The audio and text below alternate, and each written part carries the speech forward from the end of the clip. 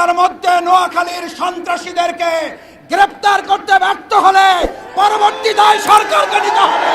জাতীয় নির্বাচনের পর আপনারা জাতীয় দেউলিয়ায় পরিণত হবে। যারা গণভোট চায় না, মূলত তারা জনগণের গণশত্রুতে পরিণত হয়েছে। গণভোটের বিরোধিতাকারীরা জাতির শত্রু, গণগণের শত্রু। আমার ভাই এবং বন্ধুগণ, আমরা গণভোট চাই কেন?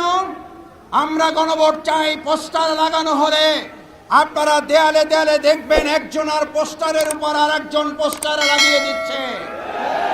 সকালে ব্যানার লাগালে দুপুরে ব্যানারগুলো খুলে ছিঁড়ে ফেলে দেওয়া হচ্ছে।